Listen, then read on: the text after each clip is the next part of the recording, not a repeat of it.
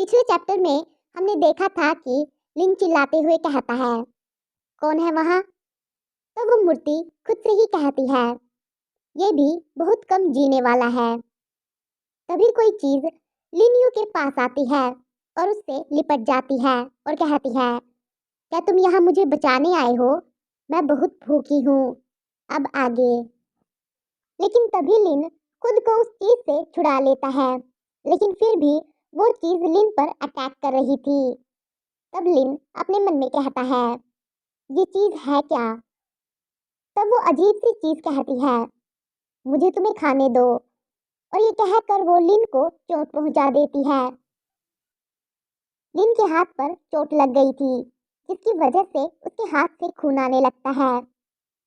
तब लिन अपने मन में कहता है, तो क्या वह मुझे लुभाने के लिए रो रहा था ताकि मैं यहाँ आ जाऊं? तभी लिन की नजर एक कैप पर पड़ती है, जिसे देखकर वो अपने मन में कहता है, क्या यह लापता लोगों में से एक नहीं है? हाँ, ये लापता लोगों में से एक आदमी का सामान है। हाँ, हो सकता है कि बाकी की घटनाएं इससे जुड़ी हुई हो। वहीं वो अजीब सी चीज लिन के ब्लड से एक्साइटेड हो जाती है और हंसने लगती है और फिर कहती है, ये बहुत ही डिलीशियस है, मुझे और चाहिए, मुझे और ज़्यादा चाहिए। और ये कहकर वो फिर से लिन पर हमला कर देती है, लेकिन तभी लिन उस चीज़ को किक मारता है। तब वो चीज़ जाकर दूर गिरती है। तब लिन अपने मन में कहता है, हमारी रिसर्च टीम के पास बस जीवन रक्षा उपकरण है, क्या हम 4 लोग इस जीव का सामना कर सकते हैं? यह चीज़ इंसानों जैसे बातें कर रही है, लेकिन पागल जानवरों की तरह व्यवहार करती है। फिर लिन उस मूर्ति की तरफ देखता है और फिर से कहता है, कुछ ही मिनटों में ये मंदिर गिर जाएगा, लेकिन फिर भी यह पत्थर की मूर्ति बिल्कुल सही सलामत है। क्या यह सिर्फ एक संयोग है, या फिर क्या यह राक्षस इस मूर्ति से डरता है? तभी फिर से वो राक्षस लिन पर अटैक करता है। तब लिन उस मूर्ति के पीछे जाकर छिप जाता है। तब वो अजीब सी चीज लिन पर हमला नहीं कर पाती है और डर के मारे कांपने लगती है। तब ये देखकर लिन कहता है, यह सच में मूर्ति को छूने की हिम्मत नहीं कर सकती।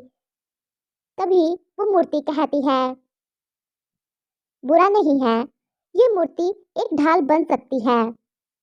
तब ये सुनकर लिन पीछे मुड़कर देखता है और चिल्लाते हुए कहता है, और कौन है यहाँ पर? तब वो मूर्ति कहती है, मैंने 2000 साल तक इंतजार किया ताकि कोई मुझे सुन सके। मैं मूर्ति के नीचे हूँ। तब ये सुनकर लिन शॉक हो जाता है। तब फिर से वो मूर्ति कहती है, बस इस तालिस्मान पेपर को हटा दो और तुम मुझे देख लोगे। हटा दो इसे, मैं तुम्हारी हेल्प कर सकता हूँ। तब लिन कहता है, तालिस्मान हटा दूँ? फिर से मूर्ति कहती है, हाँ, इसे हटा दो। तब लिन उस तालिस्मान को हटा देता है और उस मूर्ति की जंजीरें खुल जाती है और उस मूर्ति से एक पर्सन बाहर आता है, जिसे देखकर लिन को झटका लगता है। तब वो पर्सन कहता है, मैं फाइनली फ्री हो गया। तब ये देखकर वो अजीब सी चीज डर जाती है और चिल्लाने लगती है और फिर वहां से भाग जाती है। लेकिन तभी वो पर्सन उस चीज पर अटैक करता है, जिसकी वजह से वो चीज गायब हो जाती है। तब ये देखकर लिन कंफ्यूज था। तब वो पर्सन कहता है, तुम्हारी हेल्प के लिए थैंक यू, अब तुम चुनो कि तुम कैसे मरोगे। वहीं लिन ने ये कुछ भी नहीं सुना था।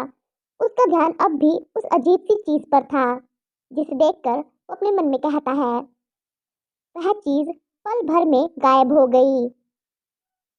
तब वो पर्सन कहता है, क्या तुम अपनी पूरी लाश चाहते हो या पूरी तरह से गायब होना चाहते हो? तभी लिन कहता है, तुम कौन हो? मरे हुए लोगों से तुम्हारा क्या संबंध है? तब वो पर्सन कहता है, तुमने कोई जवाब नहीं दिया, इसलिए मैं तुम्हारे लिए दूसरा ऑप्शन चुनता हूँ। तब ये सुनकर लिन कंफ्यूज हो जाता है और कहता है, दूसरा ऑप्शन क्या है? तब वो पर्सन कहता है, कोई बात नहीं, मेरी खूबसूरती की यादों को अपने साथ पुनर्जन्म में ले जाना। तब लिन अपने मन में कहता है, ये वाला राक्षस अभी अभी वाले राक्षस से भी ज्यादा खतरनाक है, मुझे और टाइम चाहिए। तभी लिन की नजर एक पैटर्न पर पड़ती है, जिसे देखकर वो अपने मन में कहता है, यह पैटर्न मूर्ति पर लगे उस तालिस्मान के जैसा है, शायद यह उसे काबू कर सके। इसके लिए एक कोशिश तो करनी चाहिए। और ये कहकर वो उस पर्सन की आंखों पर टॉर्च मारता है और फिर पैटर्न को पकड़ लेता है। तभी वहां पर कुछ अजीब होने लगता है। तब वो पर्सन चिल्लाते हुए कहता है, यहाँ किसी भी चीजों को लापरवाही से मत छुओ। लेकिन तभी वहां पर कुछ अजीब होता है और वो दोनों बेहोश हो जाते हैं।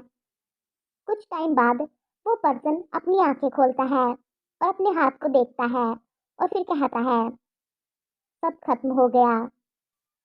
लेकिन तभी लीन अपने पैर को उसके ऊपर रखता है और चिल्लाते हुए कहता है, तुमने मेरे साथ क्या किया। और यहीं पर यह चैप्टर खत्म हो जाता है।